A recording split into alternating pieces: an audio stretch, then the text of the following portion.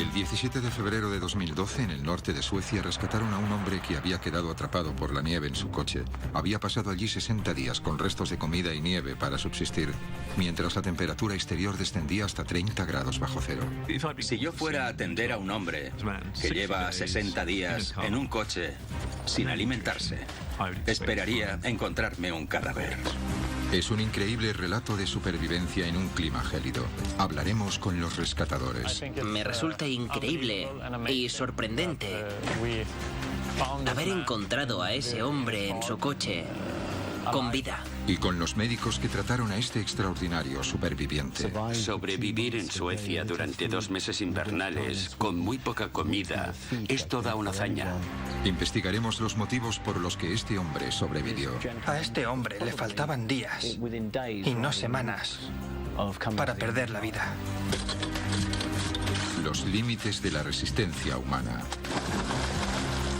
Uno no está muerto mientras esté caliente y seco.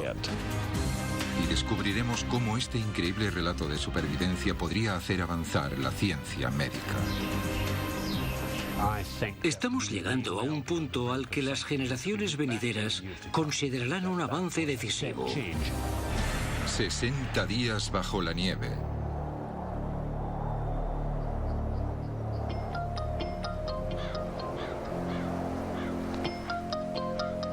Un coche está enterrado en la nieve. Lleva 2 meses ahí, a 15 kilómetros de la ciudad de Umeå, en el norte de Suecia. El coche está aparcado en un páramo helado a 1,5 kilómetros de la autopista más cercana. Durante las Navidades cayeron fuertes nevadas en esa zona, seguidas de temperaturas extremas de 30 grados bajo cero.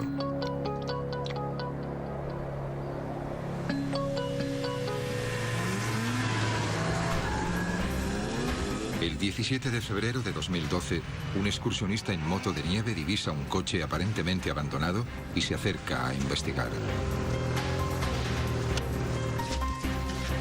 Limpia la nieve de la ventanilla y, sorprendido, observa movimiento en el interior. En el coche hay un hombre casi inconsciente. Coge el teléfono y llama a emergencias. Cuando recibimos la llamada, el jefe de bomberos me dio la orden de coger la oruga y reunirme con la policía y los sanitarios.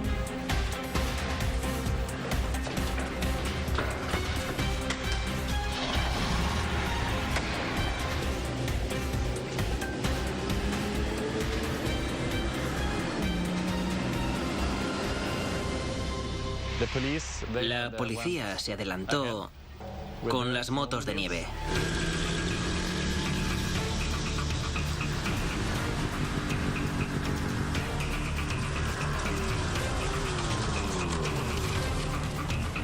Hola. Hola. Hola. Bajamos de las motos y caminamos aproximadamente 10 metros hasta el coche. Llamamos a la ventanilla y dijimos que éramos de la policía. No se escuchaba nada en el interior, así que decidimos abrir la puerta.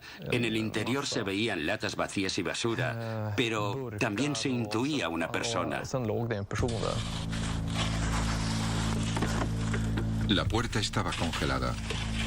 La policía tuvo que retirar la nieve acumulada para poder abrirla. Hola, soy de la policía. Cuando abrí la puerta, me golpeó un fuerte olor. Le volví a decir que éramos de la policía y él me miró desde su saco de dormir. Le vi la cara y conseguí establecer contacto ocular. Cuando llegamos, los policías ya habían abierto una puerta, la del copiloto, y hablaban con el hombre del coche. Los policías intentaban convencerlo para que saliera del coche. Le expliqué quién era yo y le pregunté qué estaba haciendo allí. Entonces me dijo que llevaba allí desde el 18 de diciembre. Le pregunté cuándo había sido la última vez que había comido, porque el 18 de diciembre había sido hacía 2 meses. Y me dijo que unos pocos días después de llegar. Por lo que pude ver, el sujeto tenía un aspecto débil y demacrado. Creo que llevaba allí mucho tiempo. Aquel hombre llevaba 2 meses sin comer y necesitaba tratamiento médico inmediato, pero al principio se resistía a recibir ayuda. Al principio, el sujeto no quería venir con nosotros. Quería quedarse, pero la policía consiguió convencerlo de que nos acompañara al hospital. El hombre estaba instalado en el asiento trasero, pero los agentes no podían abrir las puertas traseras. Tenían que buscar la manera de que pasara a la parte delantera. Al final, consiguió arrastrarse con sus últimas fuerzas hasta el asiento delantero. Y desde allí, lo sacamos por la puerta del copiloto y lo acomodamos en la camilla.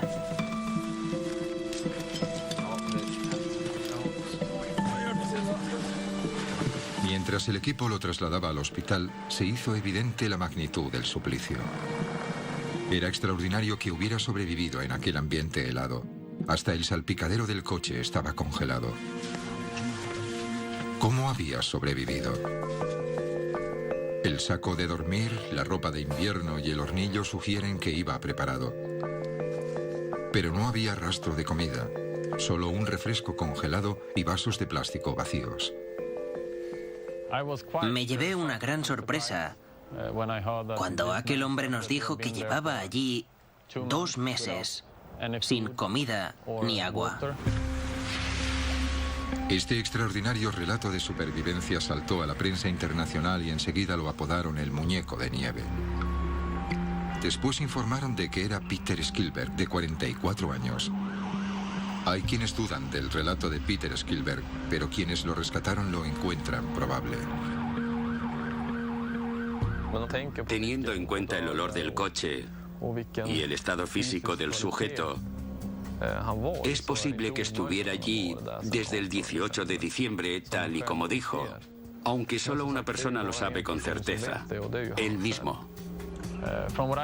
Por lo que yo vi, aquel hombre llevaba en el coche 2 meses. Dada la cantidad de nieve que rodeaba el coche y porque además la nieve estaba intacta. Es difícil decir cómo consiguió permanecer allí durante tanto tiempo. ¿Quién era Peter Skilberg? ¿Cómo consiguió sobrevivir 60 días a una temperatura de 30 grados bajo cero?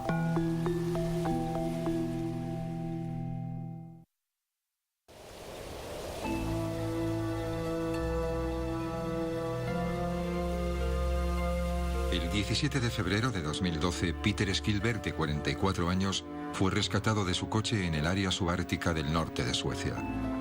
Decía llevar 2 meses en su coche sin comida. En ese lapso de tiempo, la temperatura había descendido hasta los 30 grados bajo cero. Me resulta increíble y asombroso haber encontrado a ese hombre en su coche con vida, con un clima tan gélido y sin comida ni agua. Mientras la noticia se extendía por el mundo, la comunidad científica empezó a hacerse preguntas. Si yo fuera a atender a un hombre que lleva 60 días en un coche sin alimentarse, con esta temperatura y sin calefacción, esperaría encontrarme un cadáver. Sobrevivir en esa situación durante 60 días está en el límite de lo esperado en supervivencia. Sospecho que a ese caballero, dado el estado en que estaba, dado el nivel de consciencia que presentaba, le faltaban días y no semanas para perder la vida. Si esclarecemos el misterio de quién es Peter Skilberg y lo que tuvo que pasar, quizá podamos averiguar cómo engañó a la muerte y los motivos por los que consiguió sobrevivir. Se sobrevive mejor cuando se tiene buena forma física y la mente clara. De esta forma se pueden tomar las decisiones correctas durante un largo periodo de tiempo. La mentalidad es el factor más influyente a la hora de sobrevivir en la naturaleza. Hay que tener esa voluntad de sobrevivir. Eso es exactamente lo que dicen las personas que han tenido que sobrevivir largos periodos de tiempo. ¿Quién es Peter Skilberg? Era vecino de la ciudad de Karlskoga, a 1100 kilómetros al sur de Umeå, donde fue encontrado en su coche. Es un pequeño distrito con una población de 27.000 habitantes. Algunos conocidos de Peter dicen que era muy reservado. Conocí a Peter cuando vivía en el edificio donde trabajaba de conserje. Era un buen trabajador. Como persona, era un poco retraído y le gustaba estar solo. Al menos, esa era la impresión que me daba a mí. Era un buen compañero y un gran amigo. Juntos pintábamos y decorábamos pisos y renovábamos cocinas. Él dormía en su coche. Le gustaba estar en el coche y salir al campo, a la naturaleza. No era la primera vez que terminaba en mitad de un bosque.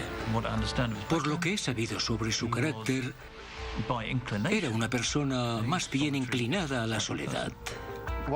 Uno de los inconvenientes de estar solo en la naturaleza es el aislamiento. A cada individuo le afecta de forma diferente, pero puede ser muy aburrido no tener contacto con ningún ser humano. Somos animales sociales. Parece ser que Peter Skilberg era un manitas y disfrutaba estando solo. Ambos factores pudieron influir en su capacidad para sobrevivir. Aparentemente salió de Karlskoga en la primavera de 2011 y condujo 1100 kilómetros hacia el norte, hacia Umeå. Su itinerario exacto es desconocido, pero en verano, el encargado de una gasolinera a solo 5 kilómetros de donde Peter fue rescatado recuerda haberle visto. Recuerdo que el tipo vino a la tienda en verano y era una persona amable, un poco delgado. No parecía un vagabundo. Parecía un campista. Creo que vino de 5 a 10 veces. Compraba tabaco, pan, café, embutido, lo normal. Le pregunté dónde vivía y me dijo que en la carretera, en el bosque, que llevaba así un par de semanas y que era del sur de Suecia. No tenía trabajo ni oficio. Cuando uno se va al bosque es porque tiene una casa y pasa allí un par de semanas. Pero él me dijo que estaría tanto tiempo como quisiera. Peter estuvo viviendo en su coche en el bosque en las afueras de Umeå durante el verano, cosa que no es tan rara. Suecia, como otros países de Europa, se ha visto afectada por el declive económico. En esta zona hay más personas que viven así. Ahora mismo vivo en mi coche. Sí, sé que otras personas también lo hacen. Es muy caro mantener un piso o vivir en hoteles y sitios así.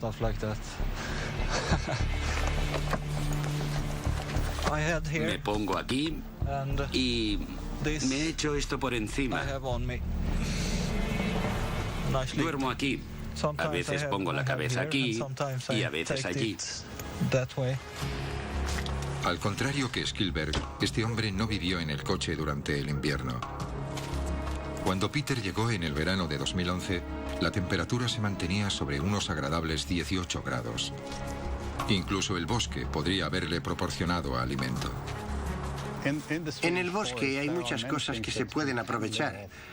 Y es algo que se ha hecho desde hace miles de años para subsistir en esta parte del mundo.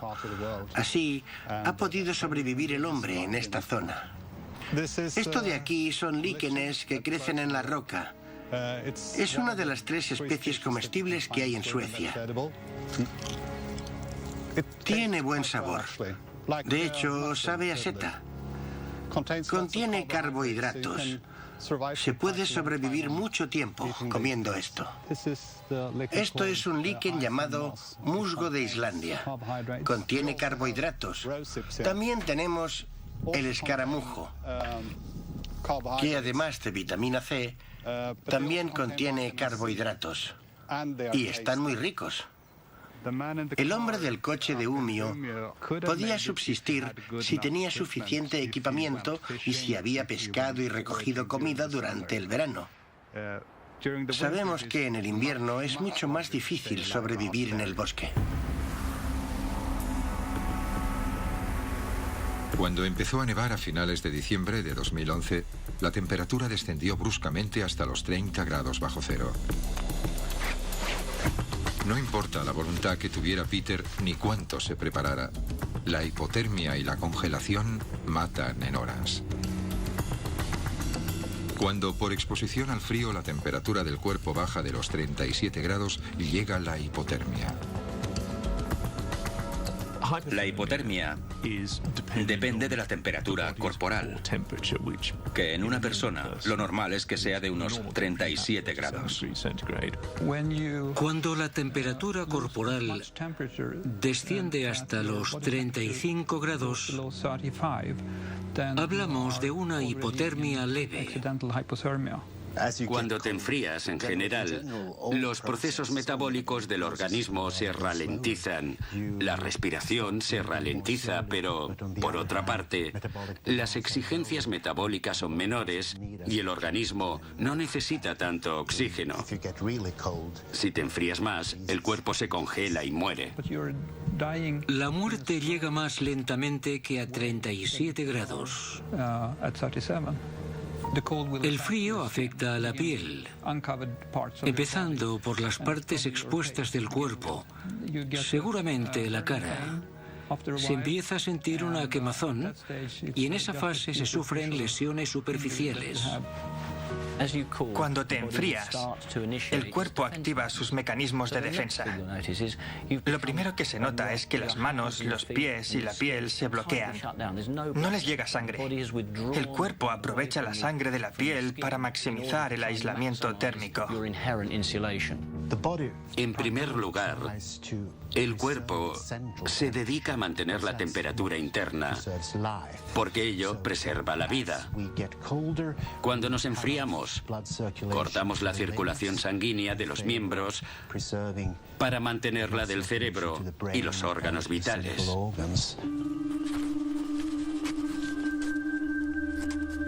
Cuando se sufre hipotermia, el deseo de encontrar calor, refugio y comida es la primera reacción frente al descenso de la temperatura corporal. Un abrigo, un periódico, un saco de dormir, cualquier cosa que te pongas alrededor del cuerpo actuará de barrera protectora entre el aire a 30 grados bajo cero y la piel y ralentizará el enfriamiento del cuerpo. En cuestiones de supervivencia, encontrar refugio puede marcar la diferencia. Al entrar en un refugio ya no estás expuesto al viento ni a la humedad. Tenía un saco de dormir en el coche y también zapatos de invierno, mallas térmicas y una chaqueta. El coche, el saco de dormir y la ropa de invierno le ayudaron a subsistir. Proteger las extremidades también fue decisivo para evitar la congelación y una hipotermia grave. Es una situación peligrosa, ya que puede conllevar la necrosis de los tejidos de los dedos, la nariz, las orejas, que a su vez podría suponer la amputación del miembro.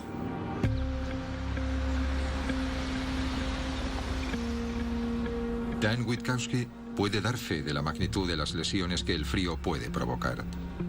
Tuvieron que amputarle las piernas después de perderse cuando esquiaba y pasar 5 días y 5 noches solo y sin refugio en las duras condiciones de la cordillera de las Cascadas. Estar perdido durante 5 días me obligó a pensar en cómo sobrevivir a cada momento. El cuerpo me fallaba. Intentaba caminar, pero me caía sin más motivo que el agotamiento. Aún tenía la mente clara, pero el cuerpo me fallaba. Cuando te congelas, los pies se te ponen de un blanco como de cera. Yo tenía así los pies. Tenían zonas negras. Lo negro no me importaba porque los nervios estaban muertos. Pero lo demás quemaba. Aquello fue un proceso difícil. Cuando me encontraron tenía poca temperatura corporal. La hipotermia me estaba espesando la sangre y estaba a punto de sufrir un infarto. No iba equipado para pasar allí mucho tiempo. Fue una dura experiencia porque no iba preparado. Estar preparado para el frío es esencial. Es algo que el ejército sueco sabe demasiado bien. El comandante Tony Gustafsson les enseña a las tropas de montaña cómo sobrevivir en uno de los entornos más hostiles del mundo. Aquí aprendemos a generar conocimientos sobre cómo evitar los problemas que conlleva el frío, la nieve y demás.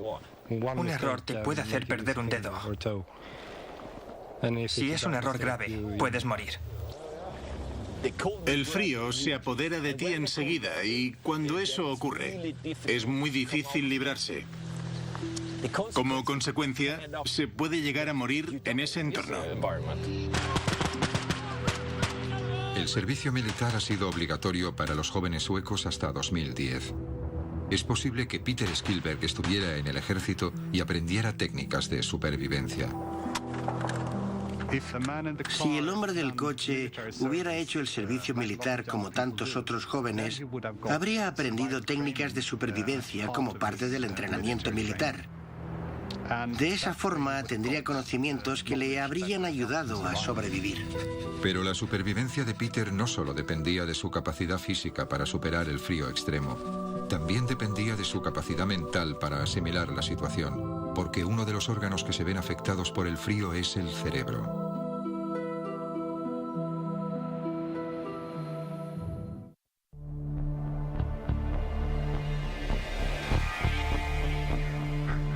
Cuando rescataron a Peter Skilberg de su coche helado en febrero de 2012, dijo llevar allí 2 meses sin comida. El hecho de que no hubiera muerto cuando la temperatura exterior era de 30 grados bajo cero desconcertó a sus rescatadores. Nunca había visto nada parecido. Que un hombre sobreviva 2 meses en su coche sin comida ni agua. Para comprender lo que vivió y cómo sobrevivió, hay que examinar los cambios que se producen en el organismo sometido a condiciones extremas. Cuando disminuye la temperatura corporal a 36, 35 grados centígrados, empiezan los escalofríos. Al tiritar se ponen en marcha los músculos y así se genera más calor. El cuerpo provoca escalofríos para mantener el calor interno y progresivamente se tirita con mayor intensidad. Y en lugar de ser escalofríos intermitentes, hay un temblor continuo que al final provoca una contracción generalizada. Recuerdo tiritar como nunca. Me temblaba todo el cuerpo, cosas que no sabía que pudieran temblar. Tiritaba violentamente durante toda la noche. Yo me daba golpes pensando que tal vez eso me ayudaría a mover la sangre, los músculos o lo que fuera que provocaba el temblor. Cuando llegó la mañana, después de haber tiritado toda la noche, mi cuerpo estaba agotado. Puedes confiar en los escalofríos y en el ejercicio para mantenerte caliente. Puedes hacerlo mientras aguantes el esfuerzo, ya sea de tiritar o de hacer ejercicio, siempre que tengas combustible. Nuestro cuerpo es como una casa. La caldera está en el sótano. Si no le echas un leño o aceite que mantengan la llama prendida, no tendrás calor interno en el cuerpo. El misterio del caso de Peter es que aparentemente no tenía comida. El combustible del cuerpo proviene de las calorías ingeridas con la comida y la bebida o de las reservas de grasa cuando hay un ayuno prolongado. ¿Cuánta comida tenía Peter Skilberg a su disposición para prolongar su vida? El vídeo muestra evidencias en su coche de latas de refrescos vacías y bebidas energéticas, pero si comía o no, en realidad sigue siendo un misterio. No vi restos de comida ni nada. Así que es difícil decir cuánto tiempo llevaba sin comer. Dijo que llevaba allí desde el 18 de diciembre. Le pregunté que cuándo había sido la última vez que había comido, porque hacía ya 2 meses de aquello, y dijo que unos días después de llegar.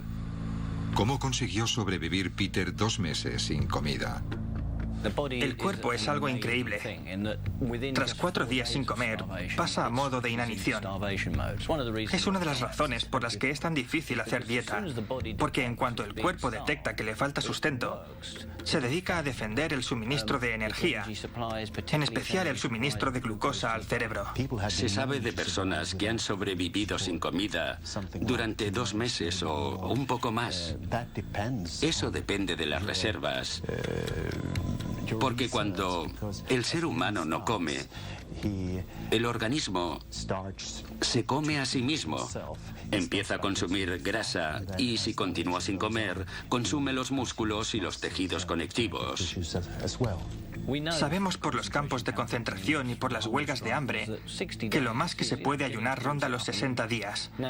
Si a eso le añadimos el estrés por el frío, podemos llegar a la conclusión, dado el estado en que encontraron al caballero, de que le faltaban días y no semanas para perder la vida. Nunca había visto a nadie tan delgado ni en tan mal estado. Le pregunté de qué se alimentaba y me dijo que de nieve derretida. Le dijo a la policía que había cogido nieve del techo del coche y efectivamente en la nieve se veían las marcas de sus manos. Comer nieve puede ayudar a una persona a sobrevivir durante un tiempo porque aporta fluidos al cuerpo. Necesitamos agua para subsistir. Necesitamos agua para mantener los riñones funcionando. Si los riñones no reciben suficientes fluidos, dejan de trabajar y uno muere. Es posible que Peter sobreviviera 2 meses sin comida hidratándose con nieve derretida. No obstante, la falta de alimento y el frío pueden haber repercutido en su cerebro. Es posible, e incluso probable, que Peter no fuera consciente de los riesgos y la amenaza creciente a su existencia que suponía aquella situación. Uno de los inconvenientes de la desnutrición severa es que se pierde el apetito. No quieres comer, te vuelves apático. Las cosas no te preocupan y entonces se toman extrañas decisiones. Lo mismo ocurre cuando el cerebro deja de funcionar correctamente debido a la hipotermia. Entonces, no se hacen las cosas normales que podrían protegerte del entorno. El comandante Tony Gustafson comprende que un entorno gélido puede tener efectos adversos sobre la mente. Cuidado, no caigas. El suelo está muy resbaladizo. Por eso les da a sus tropas un entrenamiento especial que los ayuda a soportar el frío extremo. El agua disipa el calor 25 veces más rápido que el aire a la misma temperatura. Es muy importante que aprendas a reaccionar si caes en agua helada. El frío puede influir en la capacidad para tomar la decisión acertada. Por tanto, los entrenamos para eso, poniéndolos en situaciones donde se ven afectados por el frío, por la nieve. Es para entrenarlos y para que no tomen las decisiones equivocadas. Intenta concentrarte en controlar la respiración. Sí, señor. Después de eso, permaneces de 5 a 10 minutos debajo del agua. Un paso adelante, de frente.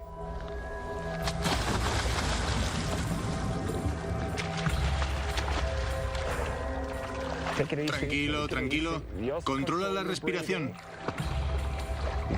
Se puede ver que se está hiperventilando ahora. Intenta controlar la respiración. Debido a la contracción de los vasos sanguíneos, le está subiendo la tensión considerablemente. ¿Cómo te sientes? ¿Bien? Tengo mucho frío. Sí, sí, lo sé. ¿Puedes hablar? Sí. Bien. ¿Quieres salir? Sí, ¿puedo salir ya? Sí, puedes salir. Usa los bastones. Las tropas del comandante Gustafson reciben entrenamiento para poder superar la hipotermia física y mentalmente. El frío extremo podía estar afectando a la toma de decisiones de Peter durante su estancia en el coche. Cuando la temperatura del cuerpo baja de los 33 grados, se empiezan a tomar malas decisiones. Uno se vuelve apático y deja de preocuparse por lo que ocurre. Si baja de eso, si llega a los 30 grados centígrados, llegamos a la fase de la hipotermia grave. En esa fase, eres incapaz de pensar con lucidez. Se me fue la cabeza y no pensaba. Entonces tuve alucinaciones.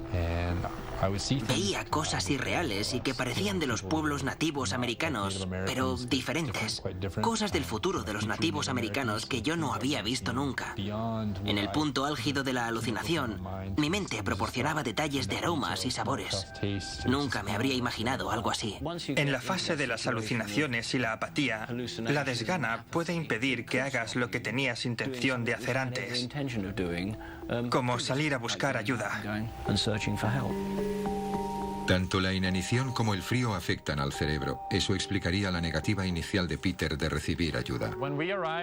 Cuando llegamos, los policías intentaban convencer al sujeto para que saliera del coche. Pero al principio no estaba muy por la labor. Quizá porque estaba confuso debido al frío. Puesto que el coche no estaba demasiado lejos de la carretera, podía haber caminado en busca de ayuda. La carretera solo estaba a 1,5 kilómetros. Así que puede que él mismo decidiera quedarse en el coche. Me sorprende mucho que no caminara hasta la carretera para intentar llegar a la ciudad. No buscó ayuda. Un motivo puede ser que pensara que no necesitaba ayuda. Esto podría ser porque su conciencia, su capacidad para asimilar su propio estado, se había deteriorado de tal modo que creía que estaba bien. Ese es uno de los aspectos más extraños y paradójicos de la hipotermia. Se pierde la capacidad de realizar lo que tú y yo haríamos, las cosas normales que se hacen para protegerse de las condiciones ambientales. Dada la combinación de la inanición, la deshidratación y el frío, es asombroso que Peter sobreviviera. Aún hay otro factor determinante que podría haberle ayudado a sobrevivir. Sabemos que no siguió enfriándose, porque la hipotermia, si no se impide, provoca la muerte en horas. Esta persona sobrevivió 2 meses. Tuvo que estabilizar la temperatura corporal de alguna forma. Seguramente se quedó en la fase leve y sufrió escalofríos, pero sin llegar a un nivel que consumiera toda su energía. Llegó a un nivel que podía compensar. No siguió enfriándose. De tal modo no habría estado consciente y habría muerto. ¿Cómo estabilizó Peter su temperatura corporal? Irónicamente, es probable que la nieve lo mantuviera con vida. Antes de ser descubierto, su coche estaba enterrado en la nieve. El coche estaba casi enterrado en la nieve. Solo se veía un poco el parabrisas delantero. Casi parecía un iglú. El coche congregó la nieve a su alrededor y toda esa nieve fue un aislamiento extra para el coche.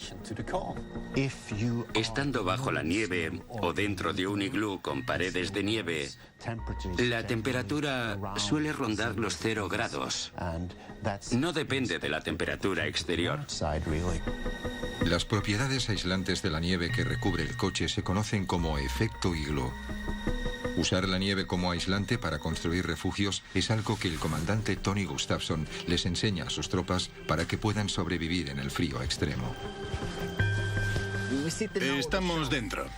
Como vemos, el nivel del suelo está un poco más bajo que el de la entrada. Aquí dentro tenemos una bolsa de aire frío. El aire frío es más denso que el caliente y cae al suelo. Eso es lo que queremos. Que el aire frío se vaya a la entrada y que el aire caliente se quede aquí. Ahora, tú y yo producimos de 80 a 100 vatios de energía por persona y podemos caldear bien el aire. Porque aquí dentro se caldeará enseguida y se quedará aquí. Aunque fuera haya 20 grados bajo cero, aquí dentro, en el suelo, estaremos a 0 grados. Para poder sobrevivir 2 meses sin comida, el conductor del coche hizo lo más acertado, porque se quedó en un espacio a baja temperatura, pero sin llegar a congelarse, y con un buen saco de dormir no te hielas. El efecto iglú en el interior del coche pudo jugar un papel decisivo para salvar la vida de Peter Skilberg, ya que le ayudó a que su temperatura interna se mantuviera sobre el nivel crítico. ¿Qué podemos aprender de la supervivencia extrema? ¿Qué repercusiones tendrá en el futuro de la ciencia médica? Estamos llegando a un punto al que las generaciones venideras considerarán un avance decisivo en la capacidad para tratar a las personas.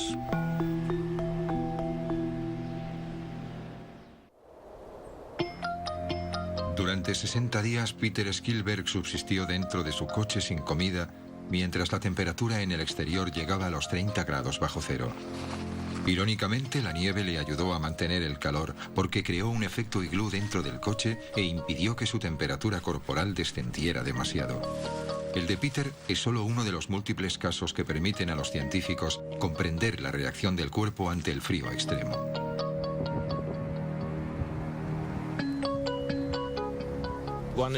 Una de las claves de la sensación de hipotermia es que puedes parecer muerto, pero aún queda vida dentro del cuerpo. Sé de una mujer que cayó de cabeza en un torrente procedente del deshielo.